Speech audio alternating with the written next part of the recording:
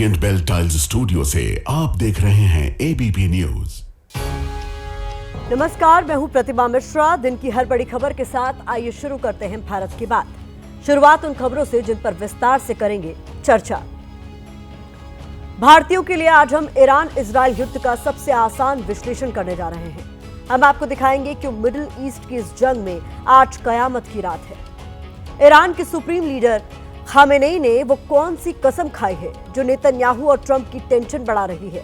Khamenei ने आज एक के बाद एक 3 एक्सपोस्ट क्यों किए, ये भी हम आपको बताएंगे। ईरान ने आज इजराइल के खिलाफ सबसे बड़ा हमला किया।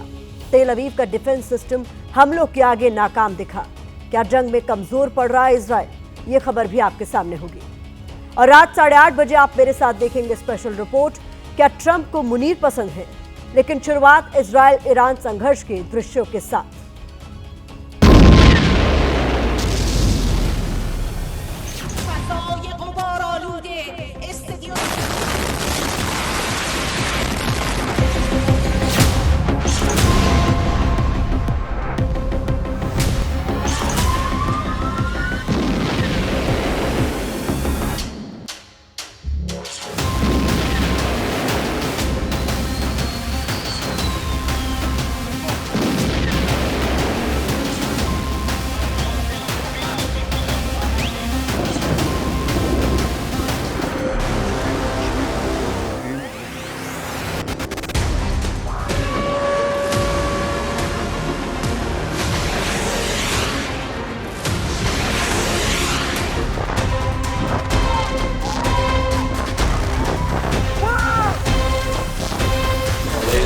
Rockets fired at our residential communities by Iran.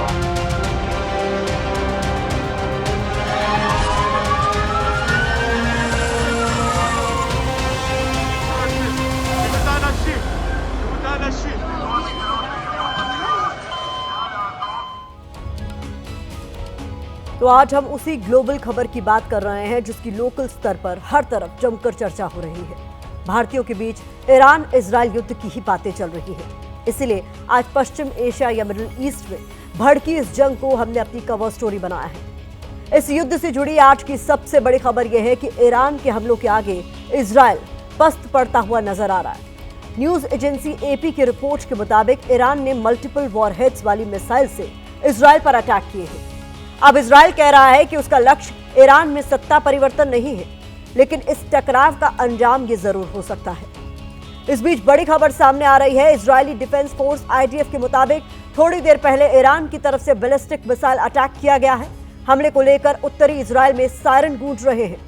आगे बढ़ते हुए आपको बता देते हैं, 2 तस्वीरें आपके सामने हम रखने जा रहे हैं। ये 2 तस्वीरें आप देखिए। ईरान की तरफ से आज इजराइल के करीब 4 शहरों को टारगेट करते हुए 7 दिनों के भीतर सबसे बड़ा हमला किया गया।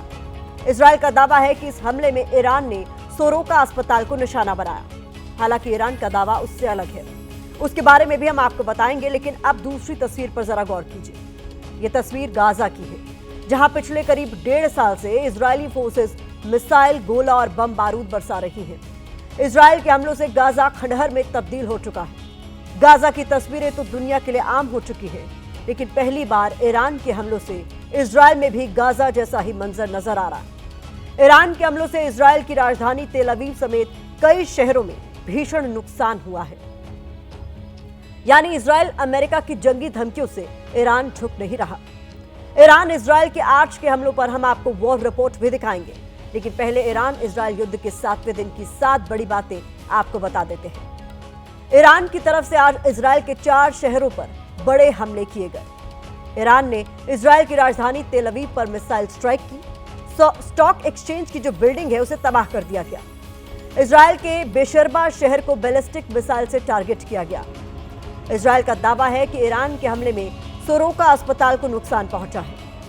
उधर इजराइल ने ईरान की अराक न्यूक्लियर साइट पर बमबारी की है।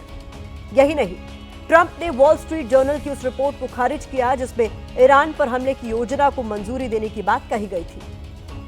हालांकि इससे पहले रूस ने सैन्य दखल को लेकर अमेरिका को बड़ी चेतावनी दी। रूस ने कहा है कि अगर अमेरिका जंग में उतरता है तो यह खतरनाक कदम होगा।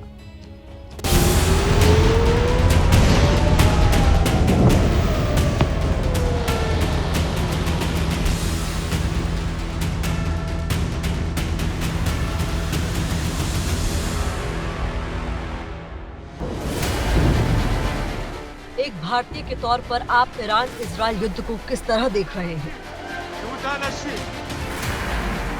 आपको क्या लग रहा है कि ईरान इजराइल जंग में कौन किस पर भारी पड़ रहा है? यही नहीं, इस वॉर का अंजाम क्या होने वाला है? कौन मिटेगा और कौन बचेगा? क्या आपके मन में इस लड़ाई को लेकर इसी तरह के सवाल चल रहे हैं? क्योंकि ईरान इजराइल युद्ध को 7 दिन पूरे हो चुके हैं। 7 दिनों की जंग में न नेतन्याहू रुकने को तैयार है और न ही खामेनेई झुकने को। दोनों तरफ से हमलों और धमकियों का दौर चल रहा है। अमेरिका की तरफ से युद्ध की ज्वाला को और भड़काने का काम हो रहा है। लेकिन सवाल तो ये भी है कि इस जंग से आखिर हासिल क्या होने वाला है, क्योंकि दुनिया में इस वक्त 3 अलग-अलग मोर्चों पर जंग हो रही है। रूस यूक्रेन के बीच करीब 3.5 साल से जंग चल रही है। इजराइल हमास के बीच 1.5 साल से हमले हो रहे हैं। अब ईरान और इजराइल के बीच बारूद बरस रहा है। इन तीनों युद्धों का अब तक नतीजा क्या निकला है वो देखिए। रूस यूक्रेन युद्ध में कीव इंडिपेंडेंट की रिपोर्ट के मुताबिक 12 जून 2025 तक करीब 1,70,000 से ज्यादा लोग मारे जा चुके हैं। इजराइल हमास संघर्ष में 57,000 से ज्यादा लोगों की मौत हो चुकी है। ईरान इजराइल टकराव को लेकर आधिकारिक आंकड़ा तो नहीं है, लेकिन अब तक 700 लोगों के मारे जाने की आशंका है। हालांकि आने वाले दिनों में ये आंकड़ा और तेजी से बढ़ने की आशंका है, क्योंकि ईरान इजराइल युद्ध हर दिन के साथ विध्वंसक होता जा रहा है। ईरान ने गुरुवार को इजराइल के कई शहरों को टारगेट करते हुए भीषण मिसाइल अटैक किया। इजराइल का दावा है कि बेरशेबा शहर में सोरोका अस्पताल पर ईरान ने मिसाइल दागी। इस हमले में कई लोग घायल हुए। हालांकि ईरान की तरफ से कहा गया है कि उसने सोरोका अस्पताल के पास इजरायली डिफेंस फोर्सेस के कम्युनिकेशन, कंट्रोल और इंटेलिजेंस के लिए इस्तेमाल होने वाले सेंट्रल कमांड हेडक्वार्टर को हिट किया है। इसके अलावा इजरायली आर्मी की मुख्य मिलिट्री इंटेलिजेंस और ऑपरेशनल बिल्डिंग को तबाह किया है। ये सारे टारगेट सोरोका अस्पताल के आसपास थे, इसलिए अस्पताल को भी कुछ नुकसान पहुंचा है। ईरान की तरफ से बाकायदा इस हमले के टारगेट्स का मैप जारी किया गया है। अस्पताल पर हमले से इजराइल के प्रधानमंत्री आग बबूला हो गए। उन्होंने कहा कि ईरान को इसकी कीमत चुकानी पड़ेगी, जिसके लिए इजरायली डिफेंस फोर्सेस को इजाजत दे दी गई है। इसके अलावा इजराइल के रक्षा मंत्री ने यह भी कहा कि अस्पताल पर हमला सबसे बड़ा युद्ध अपराध है। हालांकि इजराइल की धमकियों का ईरान पर कोई असर नहीं पड़ रहा। ईरानी सेना कह रही है कि अब तक के हमले सिर्फ रोकथाम के लिए थे, आगे और बड़े हमले होंगे। अब तक किए गए ऑपरेशन केवल चेतावनी और रोकथाम के लिए थे। जल्द ही दंडात्मक कार्रवाई शुरू की जाएगी। उधर इजराइल की तरफ से भी 7वें दिन ईरान की अराक न्यूक्लियर साइट पर एयर स्ट्राइक की गई। आईडीएफ ने हमले में बैलिस्टिक मिसाइल और एयर डिफेंस प्रोडक्शन फैसिलिटी के साथ रडार सिस्टम और मिसाइल स्टोरेज साइट को तबाह करने का दावा किया। इन हमलों के बीच अमेरिकी राष्ट्रपति डोनाल्ड ट्रंप ने कहा है कि ईरान अपने किए पर पछता रहा है। मैंने हर चीज के लिए योजना बना रखी है, लेकिन देखते हैं क्या होता है। उन्हें समझौता कर लेना चाहिए था। मैंने एक शानदार सौदा तैयार किया था। हम इस पर 60 दिन तक बात करते रहे और अंत में उन्होंने इसे ठुकरा दिया। अब उन्हें पछतावा हो रहा है। 7 दिनों के संघर्ष की जो तस्वीर निकलकर सामने आ रही है, उसके मुताबिक ईरान इजराइल और अमेरिका को कड़ी टक्कर दे रहा है। ईरानी सुप्रीम लीडर आयतुल्लाह अली खamenei पश्चिमी देशों के आगे घुटने टेकने को तैयार नहीं है।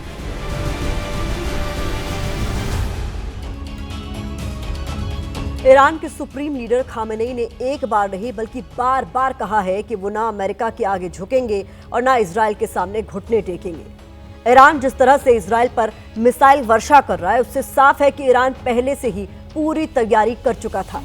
कैसे, इसे आप मिडिल ईस्ट के एक मैप को देखकर समझ जाएंगे। मिडिल ईस्ट के इस मैप में ईरान भी है, इजराइल भी है और ईरान के आसपास वो देश भी है जहां अमेरिका के मिलिट्री बेस है और इन बेसिस पर उसके हजारों सैनिक मौजूद हैं।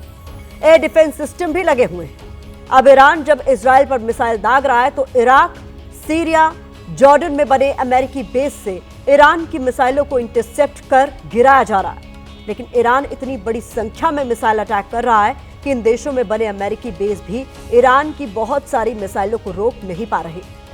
ईरान की कुछ मिसाइलों को इजरायल के एयर डिफेंस सिस्टम गिरा भी रहे हैं, लेकिन फिर भी ईरान की मिसाइलें इजरायल में तबाही मचा रही हैं, जिससे इजरायल को बहुत बड़ा नुकसान हो रहा है।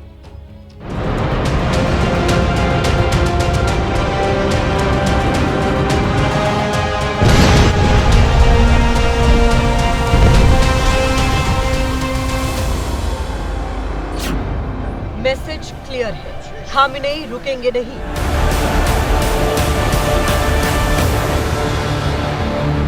मिल्लती ईरान अपने ऊपर थोपे गए युद्ध के खिलाफ दृढ़ता से खड़ा है। محکم می‌ایسته همچنانی که تا حالا ایستاده.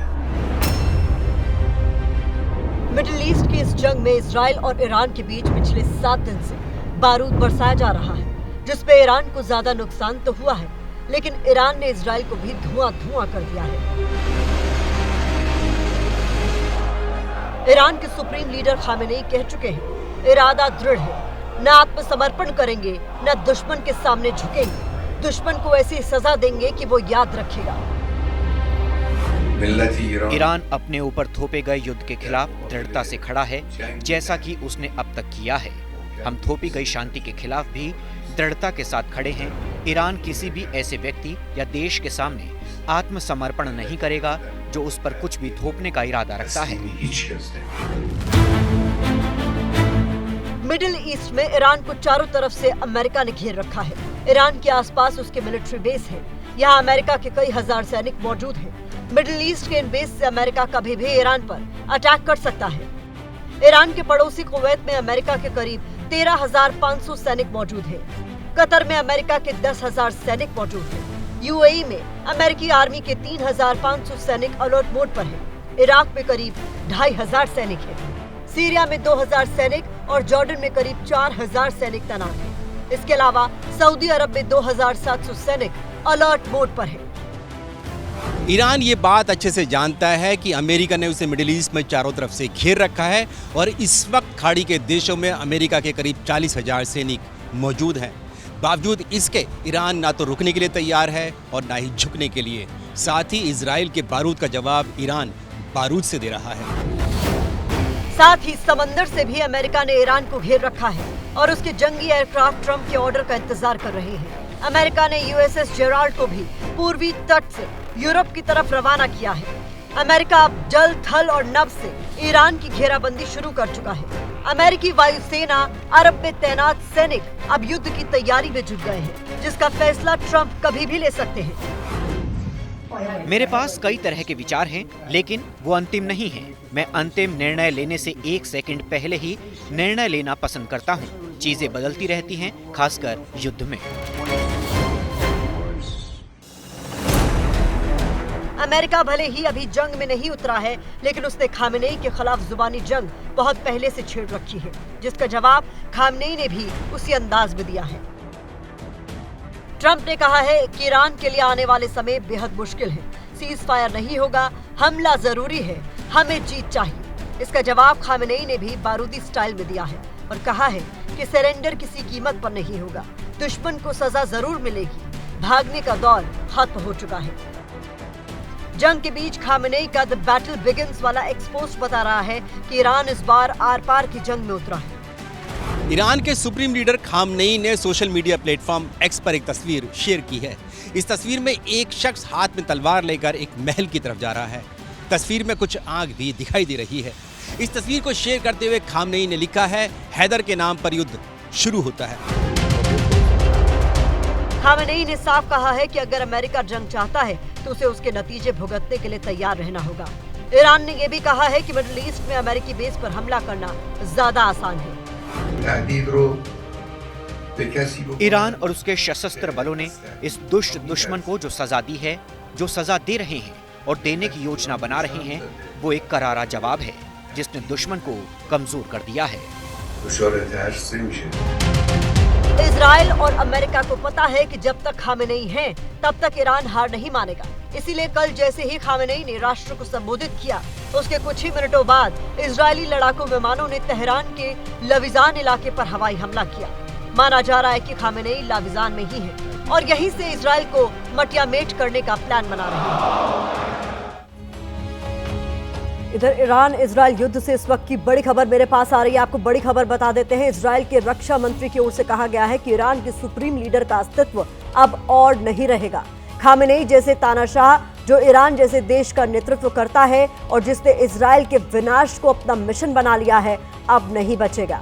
दरअसल ईरान की तरफ से इजराइल के एक अस्पताल पर किए गए हमले के बाद से इजराइल बहुत ज्यादा भड़का हुआ है और उसी का नतीजा है कि यह बयान सामने आया है। इधर इजराइल के पास एक से बढ़कर एक एयर डिफेंस सिस्टम है।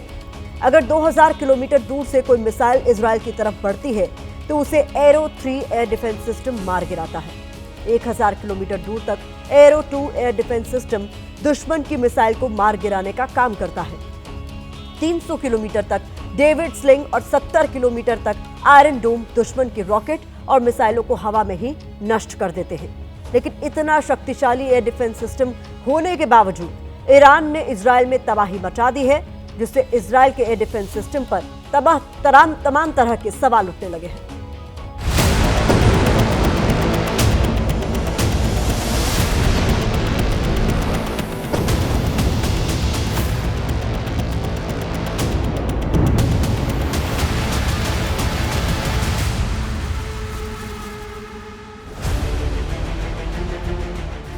ये गाजा की नहीं इजराइल की तस्वीरें हैं। वही इजराइल जिसके आयरन डोम एयर डिफेंस सिस्टम का पूरी दुनिया में लोहा माना जाता है, लेकिन जंग में ईरानी मिसाइलों ने इजराइल के आयरन डोम समेत उसके कई एयर डिफेंस सिस्टम को चकमा दे दिया। इसी वजह से इजराइल के सबसे बड़े शहर तेल अवीव और हाइफा पोर्ट को भारी नुकसान हुआ है। पिछले 6-7 दिनों में ईरान ने इजराइल पर करीब 400 मिसाइल दागी हैं। इनमें से 40 मिसाइल ऐसी हैं जिन्होंने इजराइल के सबसे बड़े शहर तेल अवीव, हाइफा पोर्ट और दूसरे शहरों में तबाही मचाई है।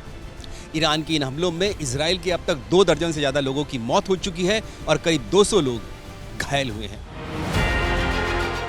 हमास के हमलों के समय आयरन डोम इजराइल का सबसे बड़ा सुरक्षा कवच बनता है, लेकिन इजराइल ईरान युद्ध में short range anti missile system iron dome को ईरानी मिसाइलें चकमा देने में सफल रही है, जिससे नेतन्याहू के सबसे मजबूत कवच पर सवाल उठे हैं। आयरन डोम कम दूरी के रॉकेट को मार गिराने में माहिर माना जाता है। इस एयर डिफेंस सिस्टम की सफलता दर 90% है, यानी दुश्मन ने अगर 100 रॉकेट दागे हैं तो 90 को यह हवा में ही नष्ट कर देता है। आयरन डोम हिजबुल्लाह और हमास के हजारों रॉकेट हमले नाकाम कर चुका है। इसके अलावा इजराइल ने अपनी सुरक्षा में एरो सिस्टम भी तैनात कर रखा है। एरो एयर डिफेंस सिस्टम को इजराइल ने अमेरिका की को फंडिंग से तैयार किया है, जो लंबी दूरी की मिसाइलों को मार गिराने में माहिर मानी जाती है। एरो मिसाइल सिस्टम की रेंज करीब 2400 किलोमीटर है। इसके मायने यह है कि जैसे ही दुश्मन की सीमा से कोई लंबी दूरी की मिसाइल दागी जाती है, एरो सिस्टम अलर्ट हो जाता है और काउंटर मिसाइल दागकर उसे आसमान में ही मार गिरा देता है।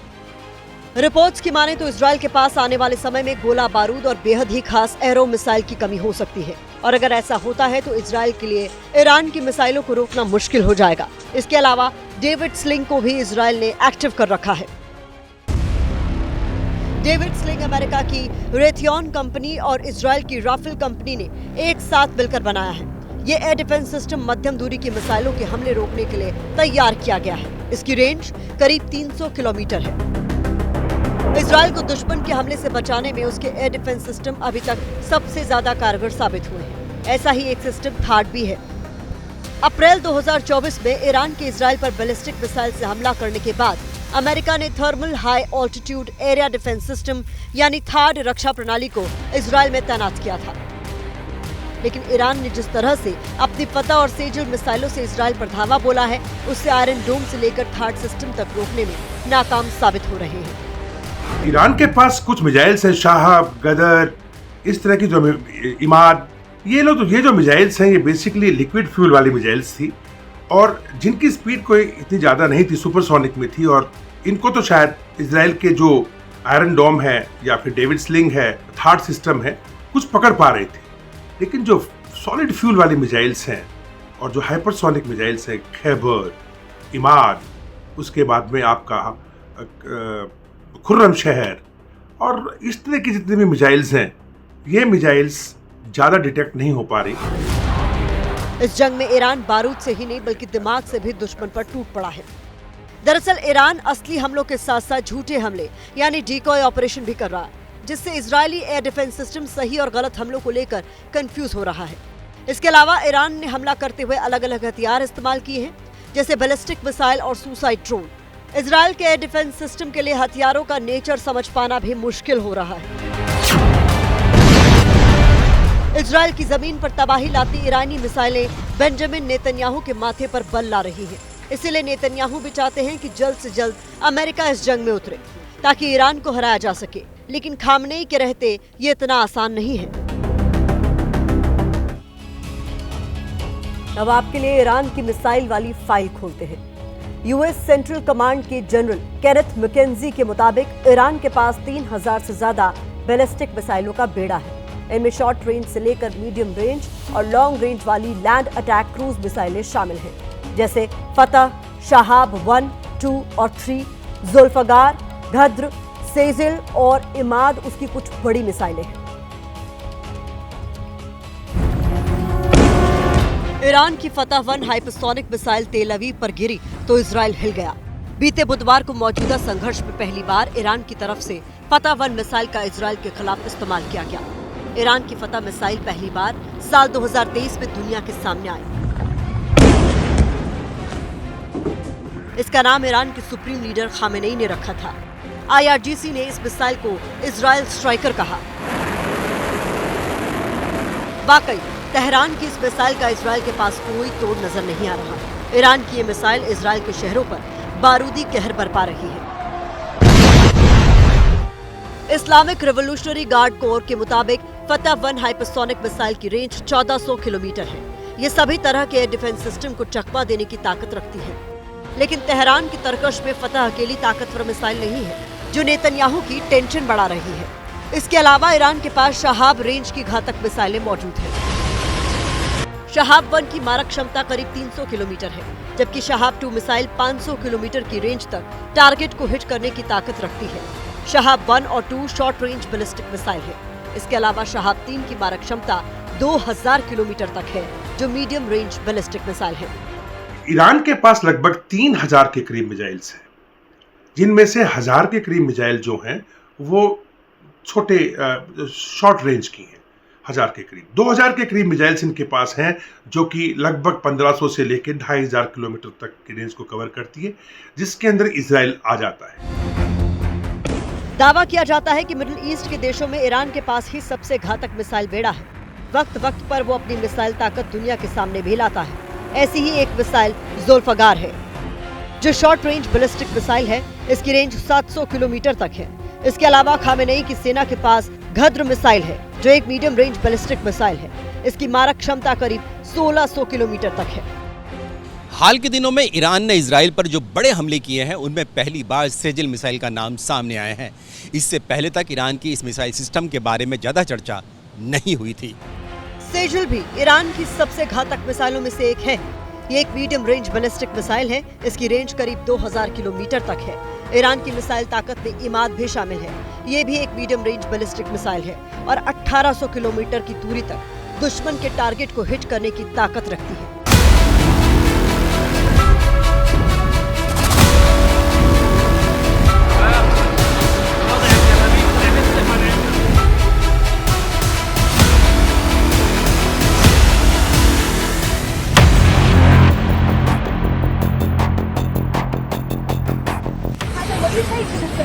Of Iran said that they will not Say good luck. What does unconditional surrender mean? Can you explain it for those who don't? Two very simple words. Very simple. Unconditional surrender. That means I've had it. Okay, I've had it. I give up. I'm no more.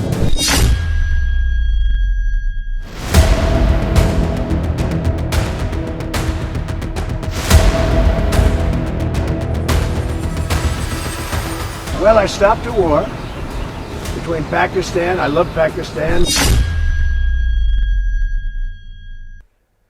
इस वक्त सोते जागते Trump को अगर किसी बात का सबसे ज्यादा ख्याल है तो वो है ईरान।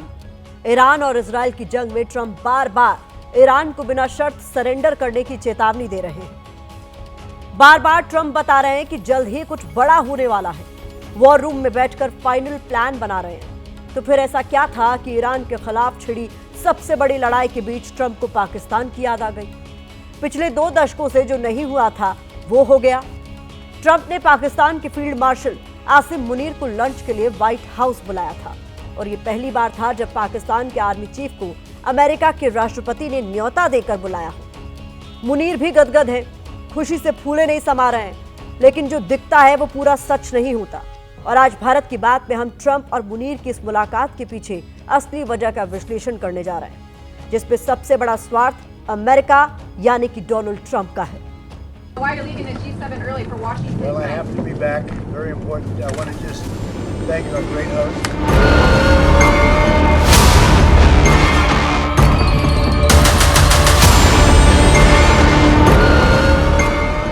तस्वीरें 17 जून की हैं, जब कनाडा में हो रही G7 समिट में शामिल देशों की ग्रुप फोटो ली जा रही थी और इसी दौरान राष्ट्रपति ट्रंप ऐलान करते हैं कि उन्हें फौरन अमेरिका निकलना होगा।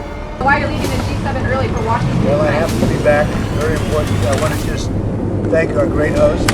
पहले से तय कार्यक्रम के मुताबिक ट्रंप को मंगलवार तक कनाडा की G7 समिट का हिस्सा बनना था, लेकिन ऐसा नहीं होता। ट्रंप का हेलीकॉप्टर तैयार था और फिर सोमवार रात होते होते ट्रंप अमेरिका में लैंड कर जाते हैं।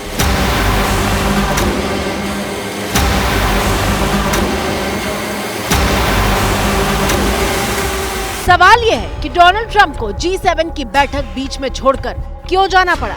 ऐसा क्या था जिसकी वजह से ट्रंप जल्द से जल्द अमेरिका पहुंचना चाहते थे?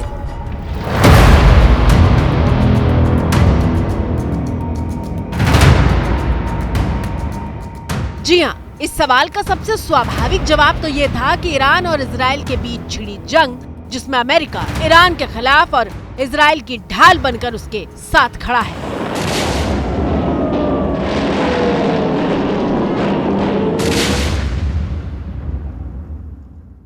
I have a plan for everything, but we'll see what happens. Got a ways to go. मेरे पास हर चीज के लिए एक योजना है, लेकिन हम देखेंगे कि क्या होता है। उन्हें डील करनी चाहिए थी। मेरे पास उनके लिए एक बढ़िया डील थी। हमने 60 दिनों तक इस बारे में बात की और आखिर में उन्होंने इसे ना करने का फैसला किया और अब देर हो चुकी है। वॉर रूम में मेरी बैठक है। मुझे इतनी मौतें और विनाश देखना पसंद नहीं। It's a terrible thing. I hate to see it. I hate to see all that death. So much death and destruction. Trump G7 छोड़ के आए थे, जो समझ आता है अभी तक इजराइल ईरान के मुद्दे को लेकर के। इजराइल का जो अटैक जा रहा था और जहां तक अभी पहुंच गया है, बहुत ही एक डेलिकेट स्टेज पे है, डिसिसिव स्टेज पे एक तरह से, और इजराइल का प्रेशर पड़ रहा है अमेरिका पे कि आप हमारी मदद करो।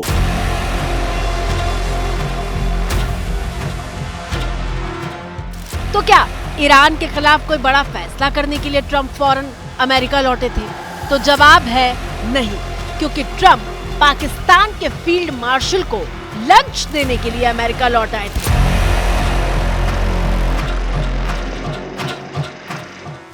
अमेरिकी राष्ट्रपति डोनाल्ड ट्रंप ने बुधवार को व्हाइट हाउस में पाकिस्तान के army chief general Asim Munir से बंद कमरे में मुलाकात की और दोनों ने व्हाइट हाउस के कैबिनेट रूम में साथ ही लंच किया। चौंकाने वाली बात यह है कि ऐसा पहली बार हुआ है कि जब किसी अमेरिकी राष्ट्रपति ने पाकिस्तान के आर्मी चीफ की मेजबानी की है। मुनीर से मुलाकात के बाद अमेरिकी राष्ट्रपति डोनाल्ड ट्रंप ने मीडिया से बात करते हुए पाकिस्तान के लिए अपने प्यार का इजहार तक किया।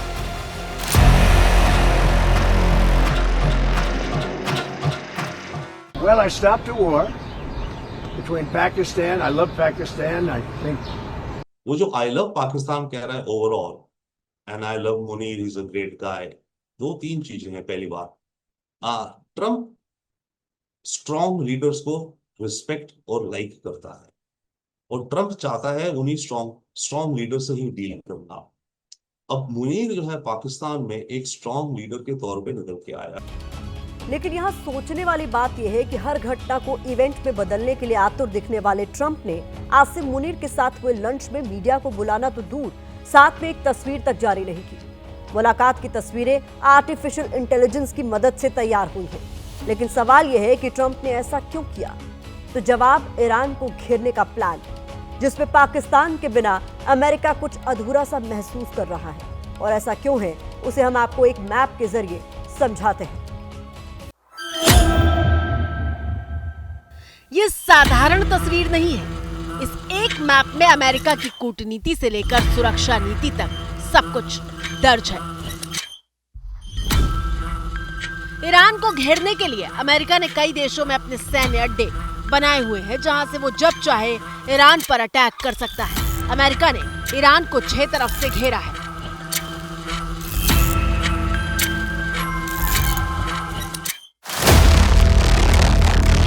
सऊदी अरब में अमेरिका के फाइटर जेट से लेकर हजारों सैनिक ईरान को घेरने के लिए मौजूद हैं। सऊदी के बाद बहरीन में अमेरिका खड़ा है। बहरीन के बाद जॉर्डन में 2000 सैनिक, तो कुवैत में 5000 अमेरिकी मरीन कमांडो मौजूद हैं, जबकि इराक और यूएई में भी अमेरिकी फौज ईरान की घेरेबंदी के लिए तैनात है। अब आप कहेंगे कि इसमें पाकिस्तान की क्या भूमिका है, तो जरा ध्यान से देखिए। मिडिल ईस्ट में अमेरिका ने ईरान को पश्चिम और दक्षिण से तो घेर रखा है, लेकिन उत्तर और पूरब में मैदान खाली है और यहाँ मौजूद है पाकिस्तान, जिसे ईरान के खिलाफ अपनी जमीन के तौर पर इस्तेमाल करना चाहता है America.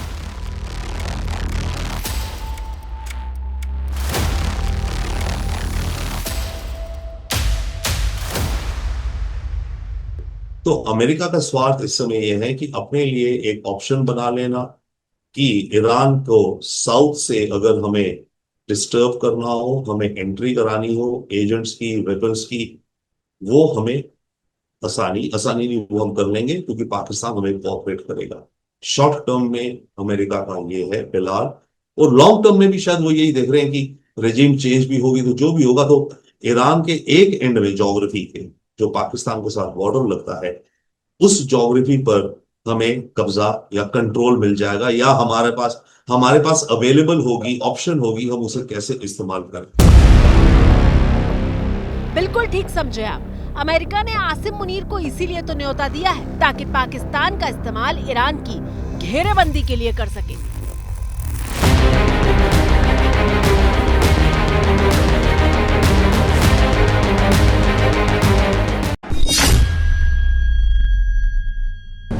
Just a really great relationship with everybody, and it's really nice. I wish I could stay for tomorrow, but they understand. This is there a reason, big, Mr. President, this is big that you stuff. can't?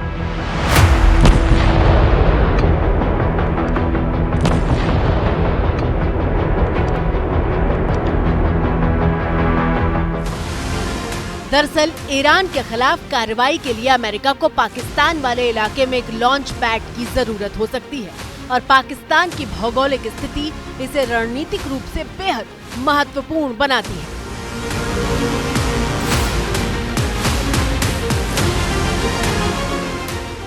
Israel और Iran में जिस तेजी से तनाव बढ़ रहा है, उसमें ट्रंप पाकिस्तान की भूमिका को लेकर गंभीर हैं, और गौर कीजिएगा कि ट्रंप ने इस बार पाकिस्तान के प्रधानमंत्री की बजाय आसिम मुनीर को बुलाकर ये साफ संदेश दिया है कि अमेरिका पाकिस्तान में असली सत्ता सेना के पास ही मानता है। अमेरिका ने मुलाकात के जरिए इस बात पर मोहर लगाई है कि पीएम शहबाज तो बस कठपुतली हैं, पाकिस्तान की डोर तो फील्ड मार्शल आसिम मुनीर के पास ही है।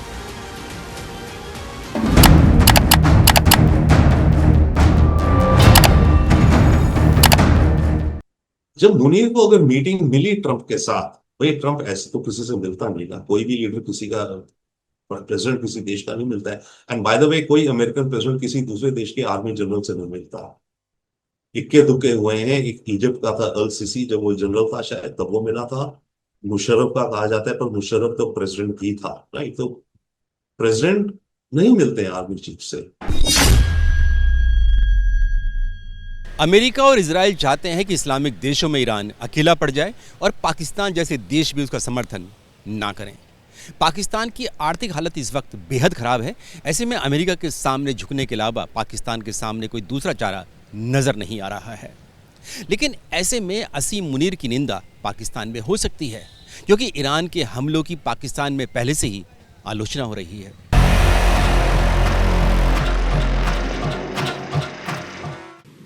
नहीं देखें, ये अटेम्प्ट जो है मुझे कोई इंफॉर्मेशन नहीं है, लेकिन जो भी थोड़ी बहुत मुझे वकल समझ है उससे मैं ये समझता हूँ कि इसमें ये एक मौका है, ये अपॉर्चुनिटी, गॉड गिवन अपॉर्चुनिटी है कि पाकिस्तान इस क्राइसिस के अंदर एक अच्छा और इम्पोर्टेंट किरदार जो है वो अदा कर सकता है।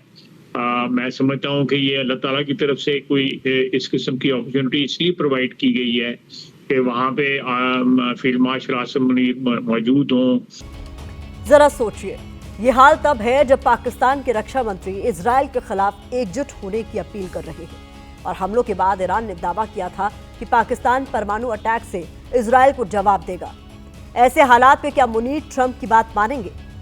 दरअसल मुनीर को कट्टर सोच वाला व्यक्ति माना जाता है, लेकिन इमरान की पार्टी पीटीआई के समर्थक आरोप लगाते हैं कि आसिम मुनीर इजराइल समर्थक है और दुनिया जानती है कि ट्रंप को जहां अपना हित दिखाई देता है वो यू टर्न लेने में वक्त नहीं लगाते और इस बार भी उन्होंने वैसा ही किया है।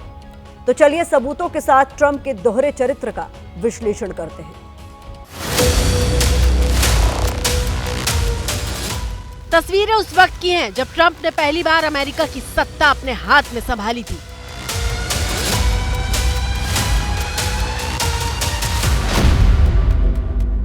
ये वो वक्त था जब अमेरिका का राष्ट्रपति रहते हुए ट्रंप ने पाकिस्तान के खिलाफ कड़ी चेतावनी जारी की थी। We are killing terrorists. The next pillar of our new strategy is to change the approach and how to deal with Pakistan.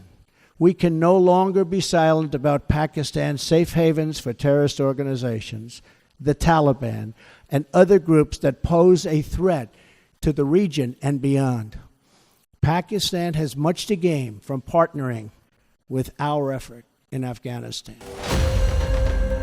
राष्ट्रपति बनने के पहले भी ट्रंप पाकिस्तान की आतंक वाली खेती पर प्रहार करते रहे हैं। ये सोशल मीडिया पोस्ट साल 2011 का है जब ट्रंप सिर्फ एक बिजनेसमैन थे। तब उन्होंने कहा था कि Pakistan is not our friend, यानी पाकिस्तान हमारा दोस्त नहीं है। एक साल बाद 2012 में ट्रंप ने फिर लिखा Pakistan is not our friend. लेकिन 13 साल बाद बुधवार को वो अचानक कहने लगे I love Pakistan. Well, I stopped a war between Pakistan. I love Pakistan. I think Modi is a fantastic man. I spoke to him last night. We're going to make a trade deal with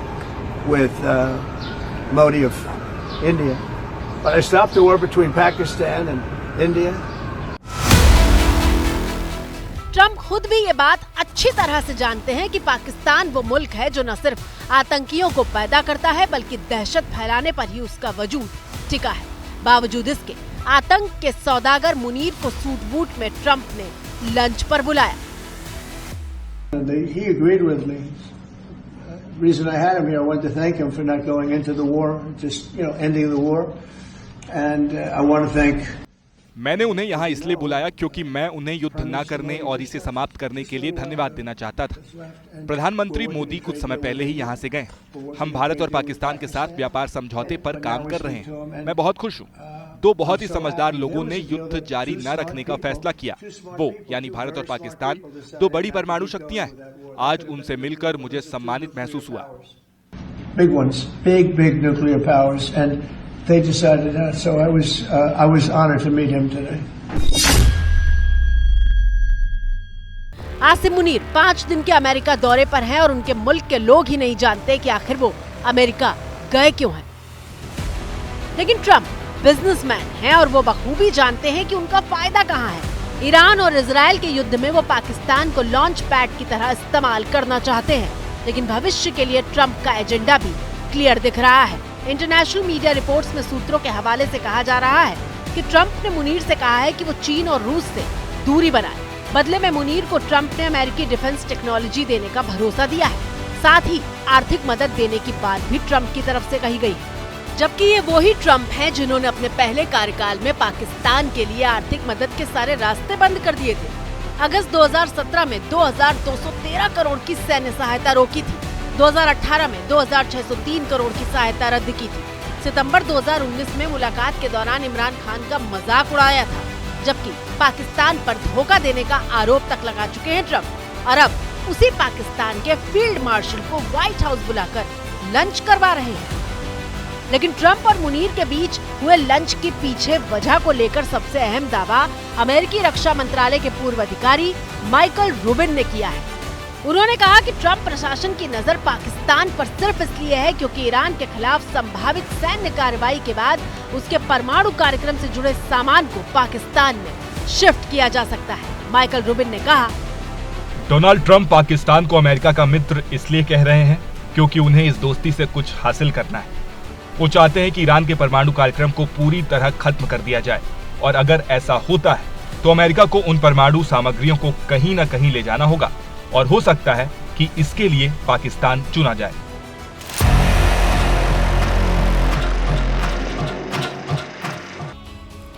Munir और Trump की मुलाकात पर white house ने कहा है कि पाकिस्तानी सेना प्रमुख मुनीर को इसलिए बुलाया गया क्योंकि उन्होंने ट्रंप को भारत और पाकिस्तान के बीच संभावित युद्ध को रोकने के लिए नोबेल शांति पुरस्कार देने की सिफारिश की है।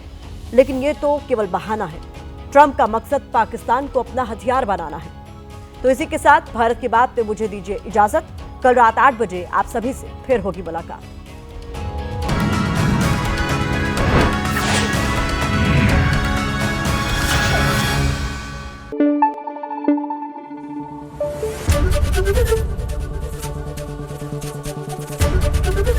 एबीपी न्यूज आपको रखे आगे।